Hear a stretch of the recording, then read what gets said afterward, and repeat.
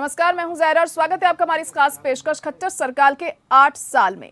हरियाणा के मुख्यमंत्री मनोहर लाल खट्टर की सरकार को 27 अक्टूबर यानी कि कल 8 साल पूरे होने जा रहे हैं और सबका साथ सबका विकास और हरियाणा एक हरियाणवी एक के सिद्धांत को अपनाते हुए मुख्यमंत्री मनोहर लाल खट्टर ने इन 8 सालों में यूं तो सैकड़ों फैसले लिए, लेकिन इस डबल इंजन की सरकार के 8 प्रमुख फैसले ऐसे हैं जो प्रदेश की जनता और बीजेपी शासित राज्य सरकारों के लिए उदाहरण बन गए। हरियाणा को डबल इंजन सरकार का फायदा मिला, अर्थात केंद्र और राज्य में बीजेपी सरकार का पूरा फायदा सीएम खट्टर ने उठाया। पिछले 8 सालों में सरकार के सबसे बड़ी उपलब्धि अगर कोई है तो वह सरकारी नौकरियों में पारदर्शिता और मेरिट के आधार पर युवाओं का चयन। मुख्यमंत्री मनोहर लाल खट्टर के निर्देश पर सीआईडी और विजिलेंस हरियाणा में बरसों से जमे बैठे उस नौकरी माफिया का बेनकाब करने में भी वो कामयाब रहे, जिसने सरकारी नौकरियां बेचने में महारत हासिल कर रखी थी। नौकरी माफियाओं पर कार्रवाई के बाद मनोहर लाल खट्टर सरकार विपक्ष के निशाने पर आ गई है। विपक्ष ने बीजेपी सरकार पर माफियाओं को बढ़ावा देने का आरोप लगाया है, लेकिन सच्चाई यह है कि अगर नौकरी माफिया पर नकेल नहीं डाली जाती तो आज मेरिट में आने वाले युवाओं को नौकरियां मिलने की बजाय पैरवी के जरिए नौकरी मिलती। बीजेपी सरकार ने अपने 8 साल के कार्यकाल में 98,000 सरकारी नौकरियां दी हैं, जो किसी भी मुख्यमंत्री के कार्यकाल में सबसे अधिक हैं। नेशनल एजुकेशन पॉलिसी को अपने राज्य में 2 साल पहले यानी 2023 में लागू करने का लक्ष्य लेकर चल रही मनोहर सरकार ने 9वीं से 12वीं क्लास के बच्चों को 5 लाख लैपटॉप दिए। खट्टर सरकार की ऑनलाइन शिक्षक तबादला नीति का पूरे देश में डंका रहा। प्रधानमंत्री नरेंद्र मोदी तक भाजपा शासित राज्यों के मुख्यमंत्रियों की बैठक में मनोहर सरकार की इस नीति की दिल खोलकर सराहना कर चुके हैं। शिक्षकों के ऑनलाइन तबादलों के बाद अब इस सिस्टम को बाकी सरकारी विभागों में भी लागू किया गया है। हरियाणा की भाजपा सरकार ने अपने कार्यकाल में भू स्वामित्व योजना लागू की है। प्रदेश सरकार ने गांवों में लाल डोरा खत्म कर दिया है और शहरों में इस योजना को लागू करने की तैयारी है। इसका सबसे बड़ा फायदा यह हुआ कि लाल डोरे के दायरे में रहने वाले लोग अब प्रॉपर्टी के मालिक बन गए हैं और वे ऐसी प्रॉपर्टी की खरीद फरोख्त भी कर सकते हैं, कर्ज लेकर निर्माण कार्य कर सकते हैं। केंद्र सरकार ने पूरे देश में हरियाणा की इस भू स्वामित्व योजना को लागू किया है। विपक्ष में रहते हुए बीजेपी ने विकास कार्यों के लिए किसानों की जमीन अधिग्रहित करने का विरोध किया। सत्ता में आने के बाद बीजेपी ने इस नीति को लागू किया और सरकार विकास कार्यों में किसानों की जमीन अधिग्रहित करने से बचती दिखी। मुख्यमंत्री मनोहर लाल खट्टर ने अपनी सरकार में किसानों की जमीन का अधिग्रहण करने की बजाय उनकी मर्जी से जमीन खरीदने की परिपाटी आरंभ की, जिसके लिए ई भूमि पोर्टल बनाया गया। किसान इस पोर्टल पर स्वयं अपनी जमीन बेचने की पेशकश करते हैं। परिवार पहचान पत्र मुख्यमंत्री की बेहद महत्वाकांक्षी योजना है। परिवार पहचान पत्र में पूरे प्रदेश की जनता का डाटा अपलोड किया गया है। जैसे जैसे लोग सरकारी योजनाओं के लाभ के पात्र होते जाएंगे, उन्हें बिना किसी आवेदन के इन योजनाओं का लाभ मिलता चला जाएगा। हरियाणा देश में एकमात्र ऐसा राज्य है जो अपने यहाँ 16 फसलों की खरीद न्यूनतम समर्थन मूल्य पर कर रहा है।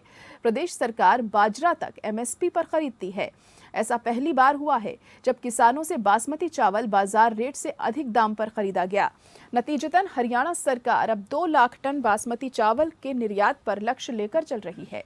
राज्य में करीब 6,500 गांव हैं। इनमें से करीब 5,500 गांवों में जगमग हरियाणा की तहत 24 घंटे बिजली की व्यवस्था भी की जा चुकी है। पानी बचाने के लिए मेरा पानी मेरी विरासत और बर्बाद फसलों के लाभ के लिए मेरी फसल मेरा ब्यौरा पोर्टल आरंभ किए गए हैं, जिनकी चर्चा देश भर में है। महाग्राम और ग्राम दर्शन के बाद नगर दर्शन पोर्टल योजना को भी खासा पसंद किया जा रहा है।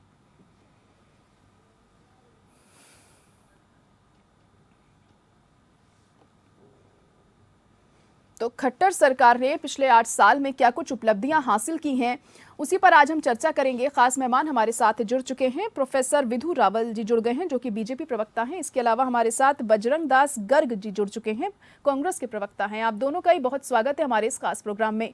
सबसे पहले प्रोफेसर विधु रावल जी, आप ही के पास मैं आऊंगी। देखिए, पिछले 8 साल में खट्टर सरकार ने जो उपलब्धियां हासिल की हैं, फिर वो चाहे सरकारी नौकरियों की बात हो या फिर किसानों को तमाम लाभ देने की बात हो, उपलब्धियां तो आपने हासिल कर ली हैं, लेकिन विपक्ष अभी भी आपको लेकर हमलावर है। इसको लेकर क्या कहेंगे?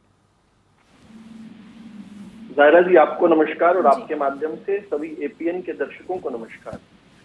देखिए, विपक्ष अपनी भूमिका में है। विपक्ष हालांकि जनता से सरोकार कम रखता है आजकल का विपक्ष की जनता ने पैर उखाड़ दिए हैं, लेकिन अपनी इस प्रकार की आलोचनात्मक भूमिका तो निभा रहा है। हमारी जो थोड़ी बहुत वेदना रहती है वो ये रहती है कि सकारात्मकता से अगर वो काम करें जैसे हम लंबे समय तक विपक्ष में करते रहे, उसकी बजाय उन्होंने अपना रोल नकारात्मक रख दिया। खैर, आज का विषय 8 वर्षों में किस प्रकार से भारतीय जनता पार्टी ने हरियाणा के अंदर काया पलट की है, किस प्रकार से हरियाणा को भय, भूख और भ्रष्टाचार जो पिछली सरकारों का एक तरह से सिंबल बन गया था, जो उनकी एक चिरदर्शी बात रहा करती थी, उससे हटाकर भारतीय जनता पार्टी ने हरियाणा को एक प्रचुरता का राज्य बनाया, एक अल्पता के राज्य से हटाकर एक प्रचुरता का राज्य बनाया। किस प्रकार से मनोहर लाल जी ने हरियाणा एक, हरियाणवी एक का नारा जो मोदी जी के सबके साथ सबका विकास, सबका विश्वास और सबके प्रयास के साथ जुड़ा हुआ था, यूं करते हुए समान विकास और समान रोजगार की एक बयार छेड़ी जो हरियाणा के अंदर क्षेत्रवाद, जातिवाद और परिवारवाद की कमर तोड़ने जैसा था। किस प्रकार अंत्योदय को हमने मंत्र बनाकर इस सरकार के अंदर काम किया, और अंत्योदय से गरीब उत्थान का जब हम काम करते हैं तो कांग्रेस का ये कहना कि हमारी योजनाएं गरीब तक पहुंचे नहीं, हमारी हर योजना ही गरीब से शुरू होती, गरीब से शुरू होकर ऊपर की तरफ जाना, यानी पंक्ति में खड़े अंतिम व्यक्ति का जब उदय होगा तो पूरे समाज का, पूरे देश का उदय होगा। इस भावना के साथ हमने लगातार निरंतर काम किया। भ्रष्टाचार पर प्रहार एक बहुत बड़ी हमारी उपलब्धि है। भ्रष्टाचार का किस प्रकार से बोलबाला रहा करता था, एक पूर्ववर्ती हरियाणा प्रदेश के माननीय मुख्यमंत्री जी 10 साल तक तिहाड़ में जेल काट कर आए हैं, भ्रष्टाचार के उन पर आरोप सिद्ध हुए, अब फिर आय से अधिक संपत्ति में फिर से सजा याफ्ता है। इसी प्रकार से एक जो उनके बाद के मुख्यमंत्री यानी कांग्रेस के मुख्यमंत्री हैं, वो बहुत जल्दी जेल में जाने वाले हैं। किस प्रकार से 6 मामलों में उन पर, गंभीर और संगीन मामलों में उन पर हरियाणा में जो है मुकदमे चल रहे हैं, सीबीआई की जांच चल रही है। इसके साथ ही किस प्रकार से हम देखा करते थे भाई भतीजावाद, किस प्रकार से नौकरियों में गरीब का तो अधिकार ही नहीं रह गया था। कांग्रेस के शासन की बात करें चाहे इंडियन नेशनल लोकदल की बात करें, ये किस प्रकार से पिक एंड चूज किया करते थे। कल भी मैंने जो है एक डिटेलिंग दी किस प्रकार जी जी, आप लोग ये कहते हैं कि देखिए नौकरी माफियाओं पर आप लोगों ने कार्रवाई की है, लेकिन विपक्ष ये कहता है कि आप लोगों की मिली भगत है, नौकरी माफियाओं के जरिए आप लोग कहीं ना कहीं कुछ गड़बड़ कर रहे हैं, यहाँ पर ऐसे आरोप लगाए जा रहे हैं विपक्ष के जरिए। देखिए, अगर किसी प्रकार का कोई माफिया शब्द का उपयोग कर रहे हैं ये लोग, और इनको माफिया, इनके माफिया शब्द का अगर शब्दार्थ जो है ये है कि झज्जर के महराणा जिले के मोहित कुमार एचसीएस की परीक्षा में अव्वल आते हैं, जिनके पिताजी एक छोटे से दुकानदार हैं। अगर इनकी माफिया का जो है शब्दार्थ जो है महेंद्रगढ़ की अटेली के विनोद कुमार का चयन AITO के पद पर होना होता है, जिनके पिताजी रिक्शा चालक हैं। सिरसा के मंडी डबवली के निवासी जितेंद्र कुमार एचसीएस बने, जिनके पिताजी आज भी रिक्शा चलाते रहे हैं। कुरुक्षेत्र के बैराम निवासी सोनू राम जी एचसीएस बने। और इसको एक बार कंट्रास्ट करें, जो ये माफिया का आरोप लगाते हैं। चलिए ठीक है, आप कह रहे हैं कि जितने भी टैलेंटेड लोग हैं, जी जी, ये माना जाए ना, जितने भी काबिल लोग हैं उन्हें सरकारी नौकरियां मिली हैं, और जिस तरीके से अब तक हम देख रहे थे। जी जी, seconds to complete the contrast. पूर्ववर्ती सरकारों में क्या होता था, 2009 में भूपेंद्र सिंह हुड्डा ने एचसीएस की भर्तियां की, उससे एक दिन पहले इंडियन नेशनल लोकदल ने प्रेस कॉन्फ्रेंस करके एक दिन पहले लिस्ट घोषित कर दी 151 लोगों की। वो 151 के 151 लोगों की भर्ती अगले दिन निकली, उनकी नियुक्ति हुई।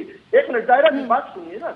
उन 151 में कौन थे? प्रमुख तौर पर 4 आदमियों के नाम बताता हूँ। मनवीर बढ़ाना जो माफी चाहूंगा, हरियाणा लोक सेवा आयोग के चेयरपर्सन थे, उनकी खुद की बेटी थी उसमें एचसीएस ऑफिसर जो बनी। ओएसडी जो भूपेंद्र सिंह हुड्डा के थे, MS चोपड़ा उनकी बेटी थी।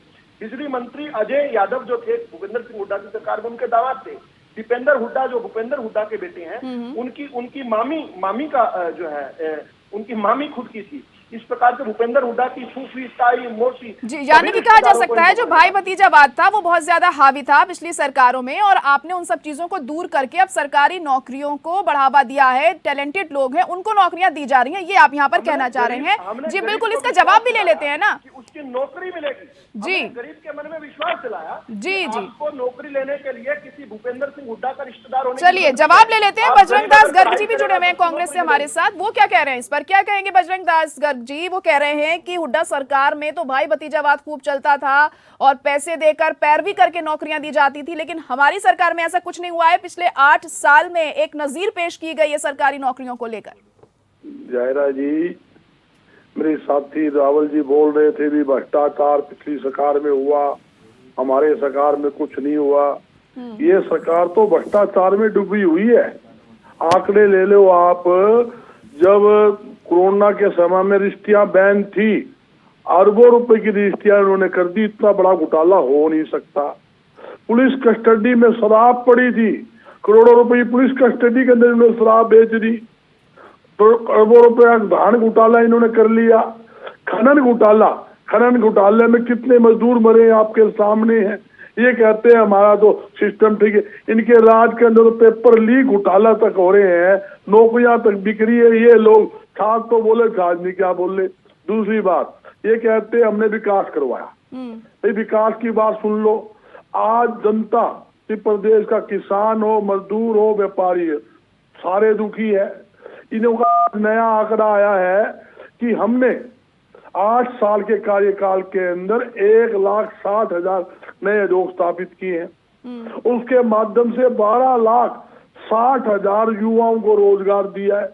ये पूरी तरह से झूठ का पुलिंदा है, जबकि सरकार की गलत नीतियों से लगातार व्यापार ठप हुए हैं, उद्योग ठप हुए हैं। नहीं बजरंग दास गर्ग जी, देखिए इस चीज को तो आप नहीं नकार सकते हैं ना। सरकारी नौकरियों में तो काफी इजाफा हुआ है पिछले 8 साल में, और जो चीज है वो तो है, उसको हम नकार नहीं सकते हैं। और ये देखिए, ये कहा जा रहा है कि किसी भी मुख्यमंत्री के कार्यकाल में सबसे अधिक नौकरियां दी गई हैं खट्टर सरकार के वक्त पर। नहीं, इनके चेयरमैन के ऑफिस में करोड़ों रुपए नकद मिलते हैं, भ्रष्टाचार हो रहा है, ये भी नहीं निकाल सकते। पेपर लीक हो, ये भी निकाल नहीं सकते। रजिस्ट्रियां बैन थी, और रजिस्ट्रियां बैन के अंदर अरबों रुपए की रजिस्ट्री होगी। जब विपक्ष ने शोर किया, जब इंक्वायरी हुई, आज तक कुछ कार्रवाई नहीं। 2-4 तहसीलदार थे, कलरक थे, उन पर कार्रवाई करके बंदोबस्त में डाल दिया। जब धान घोटाला हुआ, आज तक ये पता नहीं वो घोटाला का पैसा कहाँ गया, कोई उसकी सिस्टम नहीं। शराब घोटाला इतना मुद्दा उठा आपके सामने है, खनन घोटाला, डामल के। चलिए, तमाम घोटालों की जो आप बात कर रहे हैं, इसका जवाब हम ले लेते हैं। प्रोफेसर विधु रावल जी, क्या कहेंगे आप? जिन घोटालों की यहाँ पर ये बात कर रहे हैं, क्या जवाब देना चाहेंगे? देखिए, बड़ी दिलचस्प सी बात है कि ये कह रहे हैं इनके राज के अंदर क्या। मैंने एक सवाल किया, चलिए अब बोल लेने दीजिए उन्हें।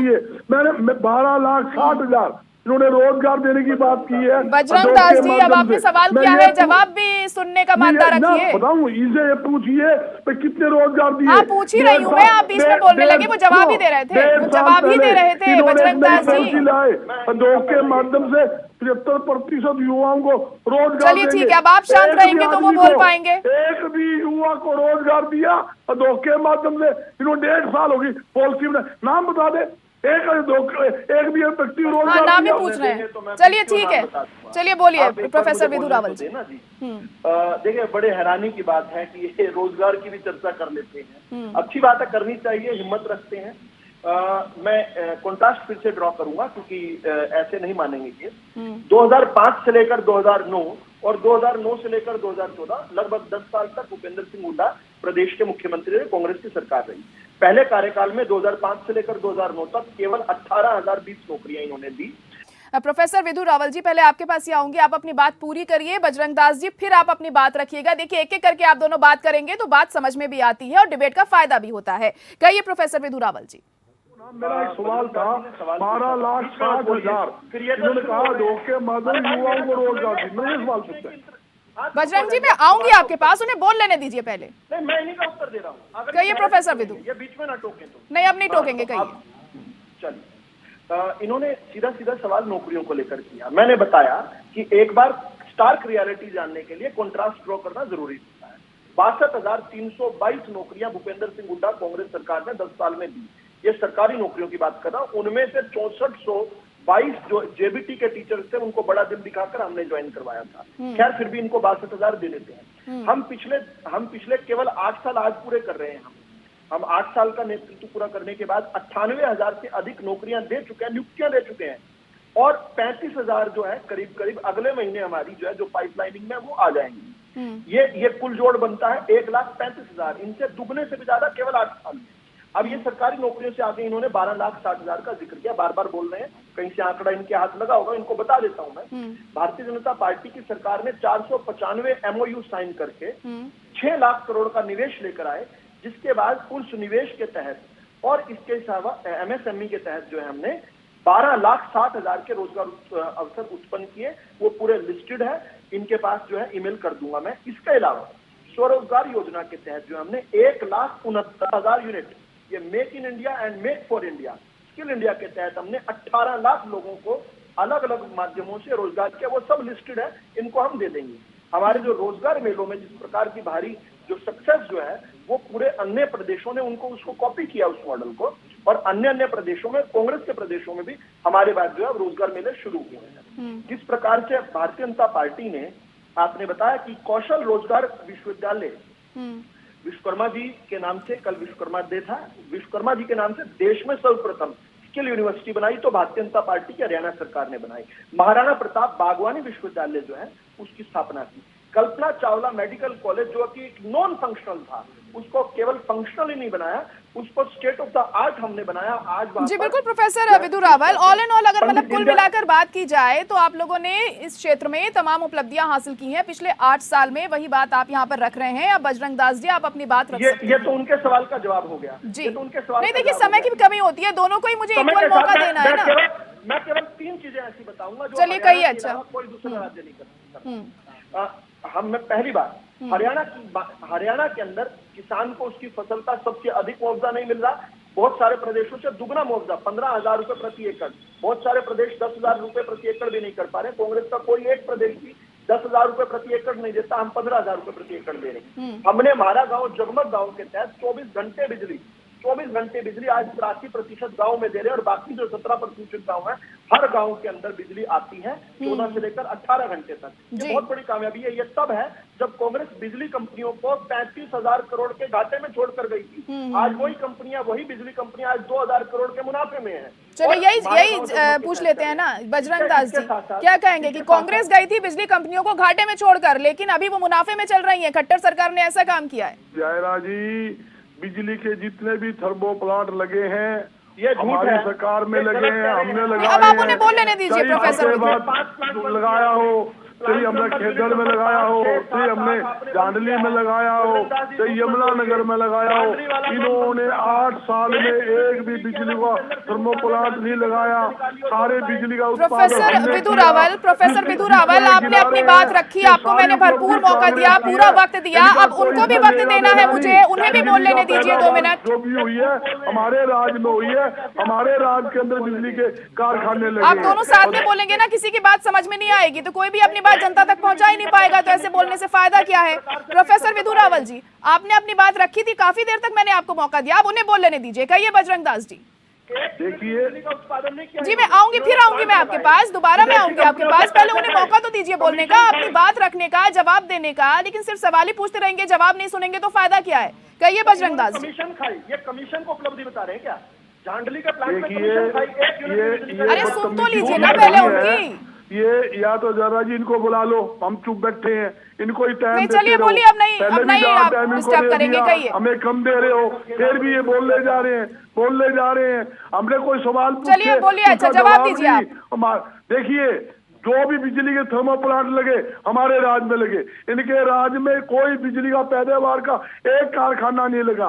और ये कहते हैं हमने, आज इनके राज्य के अंदर किसान, कर्मचारी, मजदूर, व्यापारी सब दुखी है। आप देखिए, जब से देश आजाद हुआ है तब से अब तक कभी कपड़े पर टैक्स नहीं था, इन्होंने कपड़े पर, चीनी पर, दूध पर, दही पर, लस्सी पर, खेती में उपयोग आने वाली खाद पर, यहाँ तक कि खेती में दवाइयों पर टैक्स लगा दिया।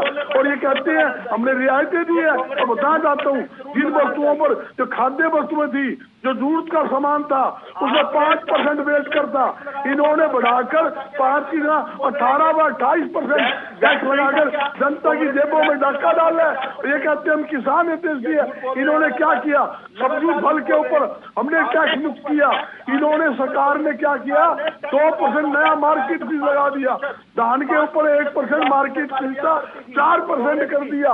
ये बात करते लंबी, इनके राज के अंदर 750 किसान शहीद हो गए। ये कहते हैं हम किसान के अध्यक्ष है, किसान बिहार में प्रोफेसर विदु आपके पास, आपकी बात नहीं सुनूंगी, धरने पर बैठे हैं, जहाँ प्रदर्शन कर रहे हैं। हालात तो इनकी ये है, आप ये तो बता दें भी, ये कहते हैं हमने काम कर दिया, कौन सा रोजगार लिया है? और 75% इन्होंने पॉलिसी बनाई, 75% युवाओं को उद्योग के माध्यम से रोजगार देंगे। एक भी व्यक्ति को 1.5 साल में ये रोजगार नहीं दे पाए हैं, एक को नौकरी नहीं दे पाए हैं। और दूसरी बात, जहाँ तक कि आप शिक्षा और चिकित्सा ले लो, इनके राज के नहीं, अंदर युवाओं को रोजगार तो इन्होंने दिया है। देखिए, ये तो गलत बात है ना, ये तो आंकड़ों को तो आप नहीं नकार सकते हैं। 58,000 युवाओं को रोजगार तो मिला है ना, जो है वो तो है ही। चलिए, हम घोटाले की बात मान रहे हैं, घोटाले हुए होंगे, कुछ विकास कार्य नहीं किए होंगे, लेकिन युवाओं को रोजगार मिला है और वो तो है ही सामने। झूठ बिल्कुल। चलिए, ठीक है, ठीक है, जल्दी से प्रोफेसर विदु अपनी बात रखिए, अभी समय नहीं है मेरे पास। ठीक है, चलिए बजरंग दास जी, अभी समय की कमी है मेरे पास, मुझे प्रोग्राम भी खत्म करना है। प्रोफेसर विदु जल्दी से अपनी बात रखिए, क्या कहना चाह रहे हैं? 60,000 उद्योग लगा दिए, 1 लाख उद्योग तो बंद हुए। इनके राज के अंदर उद्योग लगे कैसे हैं? इनके राज के अंदर 80-85% ग्राम स्तर के सारे उद्योग बंद हो गए, यहाँ तक कि आयल मिलें बंद हो गई, दाल मिलें बंद होगी। चलिए, ठीक है, इस तरीके से आरोप प्रत्यारोप तो इसी तरीके से दोनों ही पार्टियों का चलता रहेगा और इसको शांत कराना मुश्किल ही नहीं, नामुमकिन सा हो जाता है। हम राज्य सरकारों में भी देखते हैं, पक्ष विपक्ष एक दूसरे पर इसी तरह से आरोप लगाते रहते हैं। बहुत शुक्रिया फिलहाल आप दोनों का हमारे साथ जुड़ने के लिए। और खट्टर सरकार में पिछले 8 साल में जो भी उपलब्धियां हासिल की हैं, अब आगे और क्या कुछ चुनौतियां उनके सामने होती हैं, ये भी देखना दिलचस्प होगा और उसको हासिल करने में क्या कुछ अहम कदम उठाए जाते हैं। और इसी के साथ हमारी इस खास पेशकश में इतना ही। बाकी खबरों के लिए आप जुड़े रहिए हमारे साथ।